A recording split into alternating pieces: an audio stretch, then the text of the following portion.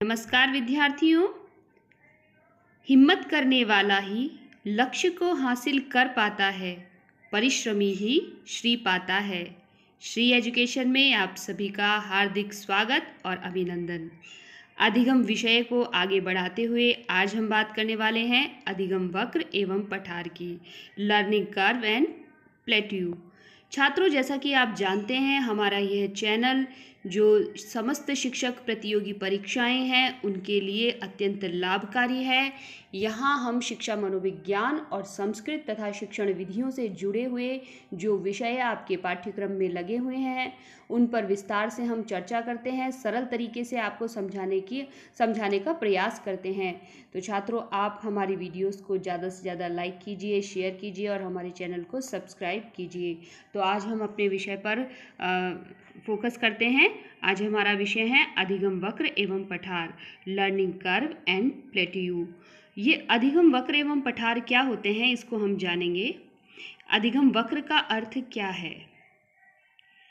सीखने की गति कभी तेज तो कभी धीमी होती है।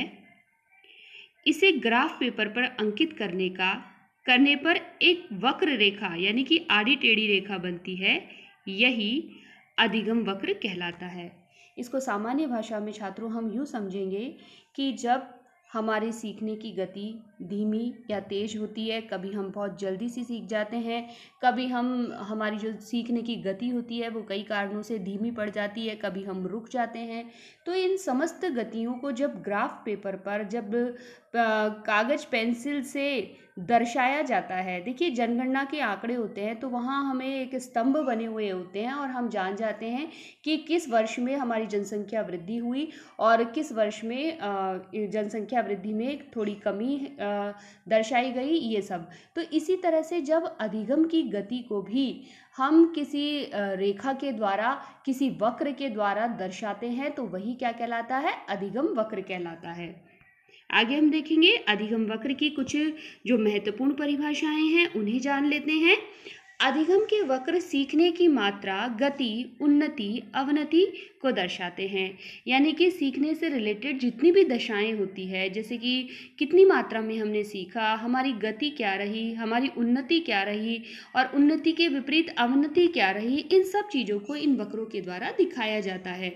और परिभाषाओं में हम देखते हैं, स्किनर की परिभाषा है कि अधिगम का वक्र किसी दी हुई क्रिया में उन्नति या अवनति का कागज पर विवरण है। जैसा कि मैंने आपको पहले भी बताया, परिभाषा को याद कैसे करेंगे कि स्किनर क्या कहते हैं कि अधिगम का वक्र किसी भी दी हुई क्रिया में उन्नति या अवनति का कागज पर विवरण। देखिए कीवर्ड को पकड़िए आप, स्किनर क्या कहते हैं कि उन्नति या अवनति का कागज पर विवरण, मतलब जो सीखने की दशा है उसकी उन्नति और अवनति का जो विवरण है वह कागज पे जब उतारा जाता है तो वो क्या कहलाता है? अधिगम वक्र। गेट्स एवं अन्य क्या कहते हैं कि अधिगम वक्र सीखने की क्रिया से होने वाली गति और प्रगति को व्यक्त करता है। देखिए गेट्स से आप क्या जानेंगे, देखो ग से गेट्स और ग से ही इनकी परिभाषा बन रही है गति और प्रगति। तो इनकी परिभाषा को आप इस तरह से याद करेंगे कि गेट्स ने कहा है कि अधिगम वक्र क्या है? सीखने की क्रिया से होने वाली गति और प्रगति को व्यक्त करता है। स्किनर तो क्या बता रहे हैं? उन्नति और अवनति को। और गेट्स क्या बता रहे हैं? गति और प्रगति को। रेमर्स को हम देख लेते हैं कि सीखने का वक्र किसी दी हुई क्रिया की आंशिक रूप से सीखने की पद्धति है। ये क्या कह रहे हैं कि आंशिक रूप से सीखने की पद्धति है। जो भी सीखने की गति होती है, जो क्रिया होती है, उसको आंशिक रूप से हमें जो बताता है वह क्या कहलाता है? अधिगम वक्र। तो स्किनर क्या बताते हैं? उन्नति और अवनति। गेट्स क्या बताते हैं? गति और प्रगति। और रेमर्स क्या कह रहे हैं? आंशिक रूप से सीखने की पद्धति। तो इस प्रकार से तीनों महत्वपूर्ण परिभाषाओं को हमने जाना। आगे हम बढ़ते हैं। सीखने की वक्र की विशेषताएं, जो ये अधिगम वक्र होते हैं उनकी क्या विशेषताएं होती है उसे हम जान लेते हैं कि उन्नति की गति समान नहीं होती। छात्रों, ये तो हम सभी जानते हैं कि कभी भी हमारा जो सीखना होता है वह हमेशा समान नहीं होता है। कभी कभी तो हम उत्साह में बहुत कुछ सीख लेते हैं और कभी कभी क्या होता है, हमारा जोश ठंडा पड़ जाता है और हम ज़्यादा बातें सीख नहीं पाते हैं। तो यही कहा गया है कि सीखने का जो वक्र होता है उसकी पहली विशेषता ये है कि उसकी गति समान नहीं होती है। होती है।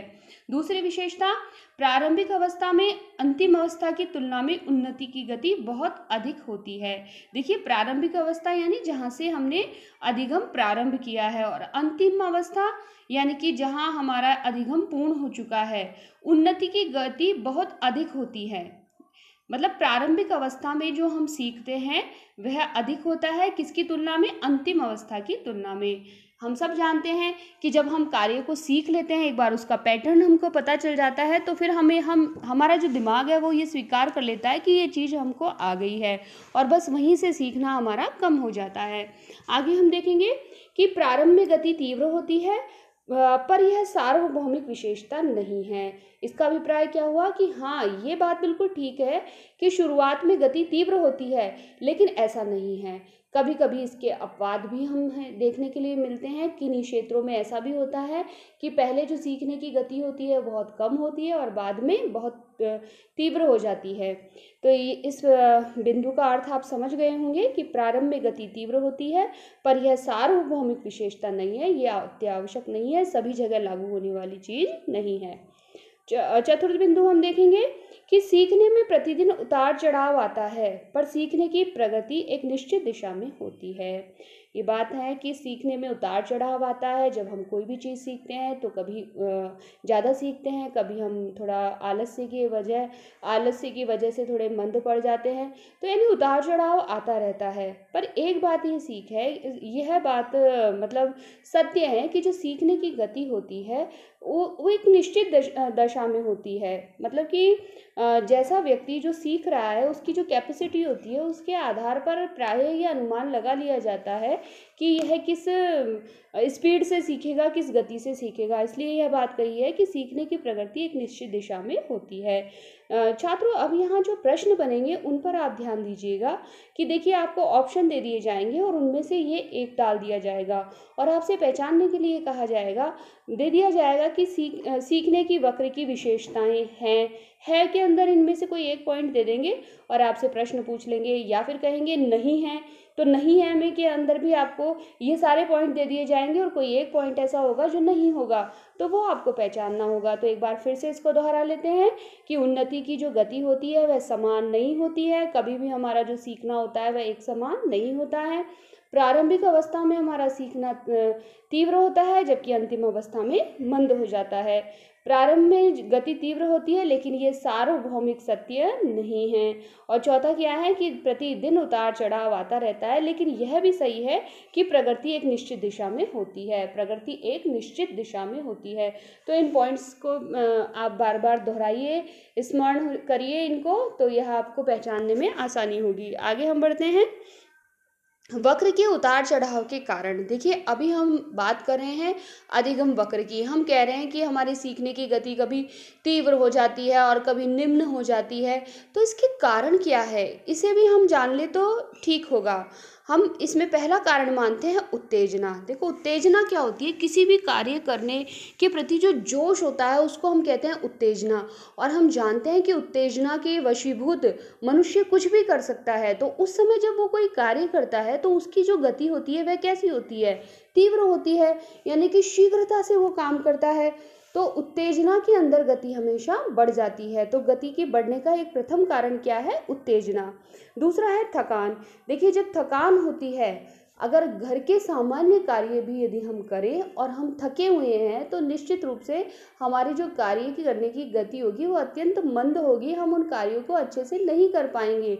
ठीक यही चीज़ अधिगम में भी है कि जब अधिगम कर रहे हैं और आप थके हुए हैं तो आपका जो अधिगम का ग्राफ है, आपका जो वक्र है वो नीचे जाएगा, यानी कि गति जो है आपकी वो धीमी हो जाएगी, अवनति की ओर जाएगी। फिर है प्रोत्साहन। निश्चित रूप से ये भी एक सकारात्मक कारण है। यदि आपको पॉजिटिव रेफरेंस मिलता है, आपको प्रोत्साहन दिया जाता है, आपको अभिप्रेरित किया जाता है, तो आपका जो सीखने का वक्र है वो ऊपर की ओर बढ़ेगा, नीचे से ऊपर की ओर। फिर है संतुलन। यदि संतुलन रहेगा तो आपकी जो सीखने की गति है वो एक निश्चित दिशा के अंदर बढ़ेगी। मतलब उसमें एक बैलेंस बना रहेगा। आप ऐसा नहीं होगा कि एकदम डाउन चलेगा और ऐसा भी नहीं होगा कि एकदम से आप ऊपर आ गए। मतलब एक बैलेंस में आप किसी कार्य को सीखते जाएंगे। तो वक्र में उतार चढ़ाव के कारण हमने देखे। आगे हम बढ़ते हैं अधिगम वक्र के प्रकार। कितने प्रकार है छात्रों, यहाँ ध्यान दीजिएगा, यहाँ बहुत से प्रश्न बनते हैं और यही से प्रश्न आने की ज़्यादा संभावना है। अधिगम वक्र कितने प्रकार के होते हैं वो हम देखेंगे। यह मुख्य रूप से 4 प्रकार के होते हैं। पहला है सरल रेखीय वक्र। सरल रेखीय वक्र क्या होता है कि सीखने की गति कभी भी समान एक जैसी नहीं होती है। देखिए जो सरल रेखा होती है वह लगातार सीधे चलती है, मतलब उसमें कोई उतार चढ़ाव नहीं होता है, वो एकदम सीधी चलती है। तो इसलिए कभी भी जो अधिगम होता है वो हमारा एक जैसा नहीं होता है। सरल रेखीय वक्र अधिगम में नहीं बनते हैं, इसलिए अधिगम में ऐसे वक्र नहीं बनते हैं। तो सरल रेखीय वक्र समझ गए होंगे आप। जब सीखने की गति समान होती है तो वो क्या होता है, सरल रेखीय वक्र होता है। लेकिन यहाँ गौरतलब ये है कि हमारे अधिगम के अंदर कभी भी ऐसा वक्र नहीं बनता है, क्योंकि सीखने की जो दशा होती है वो हमेशा एक समान नहीं होती है। आगे हम इसको और समझेंगे कि सरल रेखीय या फिर समान निष्पादन वक्र भी इसको कहते हैं। इसका दूसरा नाम क्या है, समान निष्पादन वक्र। इसमें सीखने की प्रगति को लगातार बढ़ते हुए दिखाया जाता है। मैंने अभी बताया ना आपको कि एक पॉइंट से जो सरल रेखा चालू होती है तो वह आगे आगे सीधी सीधी बढ़ती जाती है। आप यहाँ देख सकते हैं सीखने की गति और नीचे यहाँ दिया हुआ है अभ्यास का नियम, यानी कि ये और जो सरल रेखीय वक्र है वो बीच में से निकल। देखिए छात्रों, यहाँ से प्रश्न क्या बनेगा कि आपको अलग अलग प्रकार के वक्र दे दिए जाएंगे, उनके चित्र दे दिए जाएंगे और आपसे पहचानने के लिए कहा जाएगा कि कौन सा इसमें से सरल रेखीय वक्र है। तो आप यहाँ चित्र को देखिएगा, परिभाषा को स्मरण कीजिएगा तो आपको यह वक्र ध्यान हो जाएगा। और ये भी ध्यान रखिएगा कि कभी भी अधिगम में सरल रेखीय वक्र नहीं बनते हैं। आगे हम बढ़ेंगे, दूसरे प्रकार को देखते हैं, उन्नतोदर या ऋणात्मक वक्र। उन्नतोदर या ऋणात्मक वक्र ये क्या होता है, देखिए इसको इंग्लिश में क्या कहते हैं, कॉन्वेक्स वक्र भी कहते हैं, कॉन्वेक्स कर्व। इसमें क्या होता है कि इसमें सीखने की गति पहले तीव्र व बाद में मंद हो जाती है। मतलब पहले तो हम बहुत जल्दी से सीखते हैं किसी चीज़ को और फिर एकदम हम डाउन चले जाते हैं। जैसे कि शारीरिक कौशल। शारीरिक कौशल का उदाहरण मैं आपको समझाऊं छात्रों कि जब देखिए अभी मान लीजिए किसी का वेट बढ़ रहा है और उसने ठान लिया कि अब तो मुझे पतला होना है, तो वो क्या करेगा, जिम में जाएगा और खूब एक्सरसाइज करेगा। तो शुरू में तो उसको इतना उत्साह रहेगा कि उसका जो सीखने का कौशल है वो एकदम बढ़ जाएगा। लेकिन फिर उसको लगेगा कि अब मुझे थकान हो रही है, मेरी मांसपेशियों में दर्द हो रहा है, तो फिर वो इतनी एक्सरसाइज नहीं करेगा। मतलब कि उसका जो कौशल है वो डाउन हो जाएगा, उत्साह थोड़ा भंग होने लग जाएगा। तो इसको हम क्या कहेंगे, उन्नतोदर या ऋणात्मक वक्र, जो पहले तो तीव्र होता है और बाद में मंद हो जाता है। इसे और जान लेते हैं। इसमें प्रारंभ में गति तीव्र तथा बाद में मंद होती है। सबसे लोकप्रिय वक्र यही है। ध्यान दीजिएगा, सभी लोग होते हैं वह ऐसे ही काम करते हैं, बिल्कुल जोश में किसी कार्य को प्रारंभ करते हैं और बाद में जो उस कार्य की गति होती है वह मंद हो जाती है। इसलिए इसको सबसे लोकप्रिय वक्र भी कहा जाता है। और जो कला विषय है उसमें यही वक्र बनता है। जो आर्ट्स फैकल्टी कहेंगे, आर्ट्स के जो सब्जेक्ट आप मान सकते हैं, कला विषय मान सकते हैं, उसमें इस प्रकार के ही वक्र बनते हैं। वो लोग क्या करते हैं, शुरू के अंदर बहुत अच्छे से अपना प्रेजेंटेशन देंगे और बाद में फिर आलस्य कर जाते हैं, तो उनकी जो अधिगम की गति होती है वह थोड़ी मंद पड़ जाती है। चलिए तीसरा प्रकार हम देख लेते हैं, नतोदर या धनात्मक वक्र, जिसको हम क्या कहते हैं, कॉनकेव कर्व भी कहते हैं। इसमें सीखने की गति पहले मंद और बाद में तीव्र हो जाती है। देखिए पहले कैसी होगी, मंद, धीमे धीमे किसी कार्य को चालू करेंगे और फिर बाद में वो गति बढ़ती जाएगी। जैसे अभ्यास से सीखना, कहते हैं ना, करत करत नित्यभ्यास जड़मति हो सुजान। क्या मतलब हुआ कि देखिए जब पहले आप किसी चीज़ को चालू करते हैं तो आपका जो अभ्यास होता है वो धीरे धीरे डरते डरते आप किसी काम को करते हैं।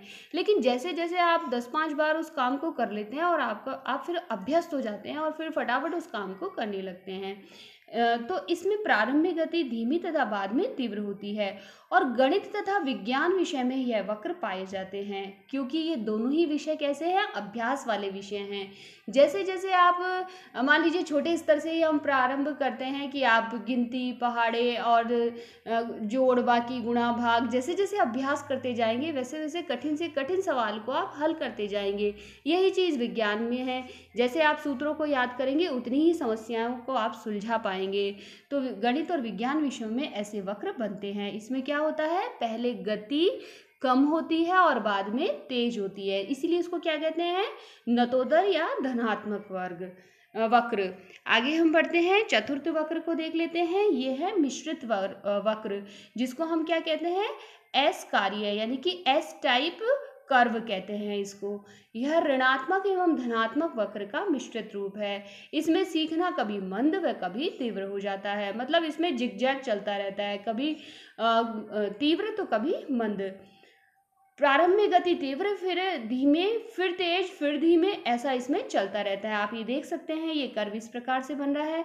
तो छात्रों, यहाँ कर्व की तरफ आप विशेष ध्यान दीजिएगा कि ऐसा कार्य जो कर्व है वो कौन सा है, मिश्रित वक्र है।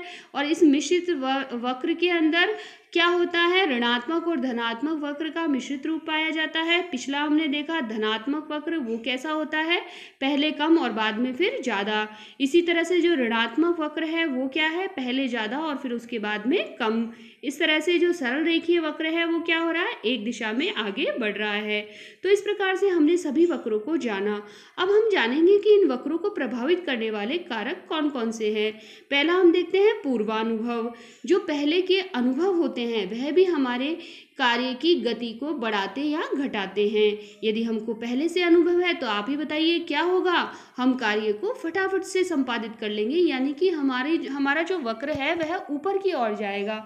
दूसरा है अभ्यास। अभ्यास से क्या होगा कि जो हमारा वक्र है वह नीचे से और ऊपर की ओर, शुरुआत में हमारी जो स्पीड होगी वह कम होगी, लेकिन धीरे धीरे धीरे वह वृद्धि को प्राप्त होगी। फिर है सरल से कठिन की ओर। जो हमारे वक्र को प्रभावित करते हैं कारक वो क्या होते हैं, सरल से कठिन की ओर। सरलता वाली चीज़ों को हम जल्दी सीखते हैं और जैसे ही कठिनता का स्तर आता है हमारी गति धीमी पड़ जाती है। तो यह भी हमारे वक्र को प्रभावित करते हैं। कौशल जो होते हैं, मतलब सिद्धहस्तता जो होती है, हमारे कार्य करने की जो कला होती है वह भी हमारे वक्र को प्रभावित करती है। उसके वजह से ही हमारे वक्र में उतार या चढ़ाव आता है। उत्साह एवं रुचि। यदि आप उत्साही हैं, रुचि है आपकी किसी कार्य में, तो बताइए आपका जो वक्र है वो नीचे जाएगा या ऊपर होगा, निश्चित रूप से ऊपर जाएगा, यानी कि आपका धनात्मक वक्र बनेगा। देखिए छात्रों, प्रश्न यहाँ पर कैसे भी आ सकता है, आपको पहचानना होगा। अगर आपकी गति धीमे से और ऊपर जा रही है तो कौन सा, धनात्मक वक्र। यदि तेज से और फिर निम्न आ रही है तो कौन सा बनेगा, ऋणात्मक। यदि गति कभी धीरे कभी तेज हो रही है तो कौन सा बनेगा, मिश्रित वक्र। और सीधे एक ही दशा के अंदर यदि वक्र अधिगम हो रहा है, अधिगम नहीं होता है, उसमें पूछेंगे कि यदि कोई भी चीज सीधी एक ही दिशा में चल रही है तो वक्र कौन सा होगा, सरल रेखीय वक्र। तो इस तरह से आपको पहचानना होगा, भाषा को समझना होगा। आगे हम देखते हैं सीखने में पठार। ये भी एक प्लेटिव जिसको हमने कहा है पठार। पठार क्या होते हैं वो हम देखते हैं कि सीखने की प्रगति जब रुक जाती है, मतलब अब हम ना नीचे जा रहे हैं और ना ऊपर बढ़ रहे हैं। देखिए कुछ समय हमारे अधिगम में ऐसा आता है कि जब हम एक गति पर आकर के रुक जाते हैं, जब हम न तो नीचे ही जाते हैं और ना हम ऊपर ही जाते हैं, मतलब जितना हमने सीखा है बस उसी पर हम अटक जाते हैं। तो उसको हम क्या कहते हैं, सीखने की पठार कहते हैं, सीखने में पठार। तो वह अधिगम पठार कहलाता है। ये देखिए आप, ये ग्राफ है, इस पे आप देख सकते हैं जो लर्निंग परफॉर्मेंस है, मतलब न तो आपका डाउन जा रहा है और ना आपका बढ़ रहा है। तो इस दशा को हम क्या कहेंगे, सीखने में पठार का आना। आगे हम देखते हैं अधिगम में जो पठार है उसको भी परिभाषित किया गया है, वो हम देख लेते हैं कि जब सीखने में उन्नति व अवनति का बोध नहीं होता तो पठार आ जाते हैं। जो दशा मैंने बताया ना आपको, जब न तो आप डाउन जा रहे हैं और न ही आप ऊपर जा रहे हैं, तो दशा कौन सी होगी, पठार की दशा होगी। परिभाषाएं हम देख लेते हैं। स्किनर है वह क्या कह रहे हैं कि अधिगम पठार वह स्थिति है जिसमें उन्नति का बोध नहीं होता है। स्किनर डायरेक्ट कह रहे हैं कि इसमें उन्नति का बोध नहीं होता है। आगे रैक्स एवं नाइट क्या कहते हैं कि सीखने में पठार तब आते हैं जब व्यक्ति सीखने की एक अवस्था पर पहुंचकर दूसरी अवस्था में प्रवेश करता है। मतलब कि उस समय वो एक चीज को सीख चुका होता है और आगे वह प्रवेश करने वाला होता है। तो हम ये तो नहीं कहेंगे कि वह आगे बढ़ रहा है क्योंकि अगली चीज को उसने सीखा नहीं है, और हम ये भी नहीं कहेंगे कि डाउन चला गया है क्योंकि उसने जो पहला स्टेप है वो पार कर लिया है। तो इस समय के लिए गति कुछ थम सी जाती है। तो इसको रेक्स और नाइट ने क्या कहा है? पठार कहा है। एक बार फिर से परिभाषा को देखते हैं कि सीखने में पठार तब आते हैं जब व्यक्ति सीखने की एक अवस्था पर पहुंचकर दूसरी अवस्था में प्रवेश करता है। इस परिभाषा को ध्यान रखिएगा, यहाँ से प्रश्न भी बना है। मतलब आपको ये अवस्था दे करके और पूछ लिया जाएगा ऑप्शन में कि इसको हम क्या कहेंगे, पठार कहेंगे, वक्र कहेंगे, अधिगम कहेंगे, क्या कहेंगे, तब आपको पहचानना होगा। आगे हम देखेंगे, सोरेनसन कहते हैं कि सीखने की अवधि में पठार कुछ दिनों, सप्ताहों या कुछ महीनों तक रहते हैं। मतलब कि यह जो पठार की स्थिति होती है वह बहुत लंबे समय तक रहने वाली नहीं होती है। इसमें यह कुछ समय के लिए आती है। कुछ समय मतलब कुछ दिन, कुछ सप्ताह और कुछ महीनों तक ही रहती है। ऐसा किसने कहा है? सोरेनसन ने कहा है। देखो, दिनों से जिसको पठार को जिन्होंने दिनों से जोड़ा है वैसे विचारक कौन है? सोरेनसन है। ये आप ध्यान रखिएगा। कारण क्या है छात्रों इसके पीछे? कि देखिए, आप कुछ समय के लिए रुक रहे हैं, अब उसके बाद में भी आप अधिगम नहीं कर रहे हैं, तो आप क्या करेंगे? आपका जो वक्र है वो नीचे जाएगा, पठार की स्थिति में नहीं होगा वो। और यदि आप अधिगम कर रहे हैं तो क्या होगा? वह वक्र ऊपर चले जाएगा। तो यह जो पठार होता है वो कुछ समय के लिए आता है, बहुत लंबे समय तक नहीं आता है। बहुत लंबे समय तक आएगा तो वो या तो नीचे जाएगा और या फिर ऊपर जाएगा, लेकिन वह पठार की स्थिति नहीं रहेगी। तो मैं समझती हूँ कि ये सारी परिभाषाएं आपको समझ में आ गई होगी। आगे हम बढ़ते हैं। पठार के भी क्या कारण होते हैं, वो क्या लगभग पहले से मिलते जुलते हैं। एक बार फिर से हम इसका स्मरण कर लेते हैं। विषय रुचि का अभाव। यदि विषय में रुचि नहीं है, आप ये सोच रहे हैं कि क्या किया जाए, इसको काम को करूं ना करूं, इस असमंजस की स्थिति में रहते हैं आप, तो पठार आ जाता है। थकान एक कारण है। कार्य को करते करते भी कुछ समय के लिए आप सोचते हैं आप क्या किया जाए, कहते हैं ना थक करके बैठ जाना। तो मंजिल पर आप जा रहे हैं, लक्ष्य की ओर जा रहे हैं और आप थक गए और आप बैठ गए हैं, तो ना तो आप पीछे ही लौट पाएंगे ना आगे ही बढ़ पाएंगे। तो पठार का एक कारण क्या है? थकान। फिर है मानसिक अस्वास्थ्य। इन सबसे ही जुड़ा एक दूसरा फैक्टर है मानसिक अस्वास्थ्य। मानसिक रूप से आप थक जाते हैं या फिर कोई कारण हो जाता है, तब भी यह पठार आ जाते हैं। सीखने की अनुचित विधि। आप कार्य को सीखते जा रहे थे, आगे बढ़ते जा रहे थे, लेकिन जो आपकी विधि थी वह ठीक नहीं थी। वो क्या करेगी? आपको आगे जाके प्रॉब्लम देगी। तो इस अनुचित विधि के कारण भी पठार आ जाते हैं। अभ्यास का अभाव। अभ्यास नहीं करेंगे, शुरुआत में तो धीरे धीरे कार्य होता जा रहा था इसलिए करते जा रहे थे, अब आपका क्या अभ्यास आपने खो दिया। कहते हैं ना कि जैसे ही अभ्यास आपने गया, आपका अभ्यास गया और आप सीखी हुई चीज को भी भूलने लग जाते हैं। पढ़ाई भी ऐसे ही है छात्रों। आप निरंतर यदि इन सब चीजों से जुड़े रहेंगे तो आप आगे बढ़ते रहेंगे, और जैसे ही आपने बंद कर दिया और आप फिर सारा भूलने लगेंगे। इसलिए अध्ययन से हमको हमेशा जुड़े रहना चाहिए। ये पठार के चैप्टर में हम सीख सकते हैं, नहीं तो क्या होगा? पठार आ जाएगा। आगे हम देखें, उपयुक्तता का न होना। जब हमारे लिए स्थितियां उपयुक्त नहीं होती है, परिस्थितियां उपयुक्त नहीं होती है, तब भी पठार आते हैं। आवश्यकता के अनुरूप नहीं होना। जो हम कार्य कर रहे हैं, आवश्यकता के अनुरूप हमको साधन नहीं मिलते हैं, संसाधन नहीं मिलते हैं, तो भी पठार आते हैं। कार्य की जटिलता। जैसे जैसे कार्य कठिन होता जाता है तो उस कठिनता को सुलझाने के लिए जब हम चिंतन करने लग जाते हैं या फिर थक जाते हैं, तब भी कार्य की जटिलता के कारण पठार आ जाते हैं। मनोशारीरिक दशा भी एक कारण है। पुरानी आदतों का नई आदतों से संघर्ष। पुरानी आदतें हमें परेशान करती हैं। मान लीजिए आपको उस कार्य के लिए 8 घंटे लगातार काम करना था, लेकिन आपकी आदत तो 4 घंटे ही काम करने की है, तो जो पुरानी आदत है वह आपको परेशान करेगी, जिसके कारण पठार आ जाएंगे अधिगम में। फिर देखेंगे, जटिल कार्य के केवल एक पक्ष पर ध्यान देना। हम सभी पक्षों पर ध्यान नहीं देंगे तो आगे जाकर हमारी जो गति है वह अवरुद्ध हो जाएगी। व्यवधान व प्रेरणा का अभाव भी एक कारण है। नकारात्मक कारक जैसे कि आलस, ध्यान भंग इत्यादि। यानी कि आप आलस्य कर रहे हैं या आपका ध्यान भंग हो रहा है, तो भी फिर अधिगम में सीखने में पठार का आना स्वाभाविक है। तो इस तरह से हमने पठार के जो कारण हैं वह देखे छात्रों। अब हम आगे बढ़ते हैं। पठार का निराकरण कैसे हो सकता है, ये सारी समस्याएं आएंगी। लेकिन फिर इनका उपाय क्या है वो भी हम देख लेते हैं कि सीखने के समय का वितरण, हम जो कार्य सीख रहे हैं उसको हम बिल्कुल सूचीबद्ध कर लें, एक टाइम टेबल बना लें उसका कि हमें कब कब कौन कौन सा कार्य करना है, तो निश्चित रूप से अधिगम्य पठार नहीं आएंगे। उत्साह के साथ सीखना, जो भी कार्य हम सीख रहे हैं उसको उत्साह के साथ सीखें। पाठ्य सामग्री का संगठन, जो भी हम पढ़ने वाले हैं पहले उसका संगठन कर ले, उसको संकलित कर ले। नहीं तो क्या होगा, एक टॉपिक का मैटर आपके पास में है वो तो फटाफट आप याद कर लेंगे, लेकिन दूसरे टॉपिक का मैटर यदि आपको नहीं मिल रहा है तो फिर क्या आपकी गति पठार के सदृश हो जाएगी, ना आप आगे बढ़ पाएंगे और ना पीछे जा पाएंगे। तो इसलिए पाठ्य सामग्री का संगठन भी होना चाहिए। शिक्षण विधि में परिवर्तन, नई नई विधियों से हमें सीखना चाहिए, क्योंकि एक ही विधि से हम सीखते रहेंगे तो हम बोर हो जाएंगे और हमारा मन उसमें नहीं लगेगा। प्रेरणा तथा उद्दीपन, निश्चित रूप से हमें लगातार मोटिवेशन मिलना चाहिए, प्रेरणा मिलनी चाहिए, तभी हमारी गति निम्न से और उच्च की ओर बढ़ती रहेगी।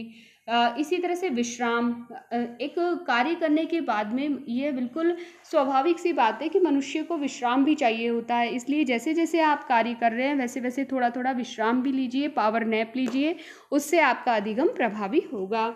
अच्छी आदतें, आपको अच्छी आदतें जीवन में उतारनी चाहिए, अध्ययन से संबंधित हो या सीखने से संबंधित हो। जो भी बुरी आदतें हैं जो आपके अध्ययन में बाधा पहुंचा रही है उनको शीघ्रातिशीघ्र दूर कर देना चाहिए। इस तरह से अधिगम्य पठार नहीं आएंगे। तो छात्रों, मैं समझती हूँ कि आपको ये जो पठार का निराकरण है वह भी अच्छे से समझ में आ गया होगा। इस तरह से आज की वीडियो में हमने अधिगम के जो वक्र है, अधिगम लर्निंग कर्व है, प्लेट्यू है यानी कि पठार है, उनको विस्तार से जाना। और ये टॉपिक कठिन है लेकिन मैं समझती हूँ कि अत्यंत सरलता से आपको समझाया गया है, तो इसका ज्ञान आपको हो गया होगा और यह विषय आपको अच्छे से स्पष्ट हो गया होगा। छात्रों, आज प्रायः अधिगम से रिलेटेड हमारा यह अंतिम बिंदु था। आगे आने वाली वीडियो में एक टेस्ट सीरीज में आपके लिए यहाँ लाऊंगी, उसमें अधिगम से संबंधित महत्वपूर्ण प्रश्नों का संकलन आपके लिए किया जाएगा, जिसमें बहुत सी संभावना है कि परीक्षा में वही प्रश्न आ जाए। तो इसलिए आप अगली वीडियो हमारी ज़रूर देखिएगा। और हमारी कक्षाएं आपको पसंद आ रही है तो प्लीज़ इन्हें लाइक कीजिए, शेयर कीजिए, कमेंट बॉक्स में कमेंट डालिए और हमारे चैनल को सब्सक्राइब करना ना भूलिए। धन्यवाद। Thanks for watching.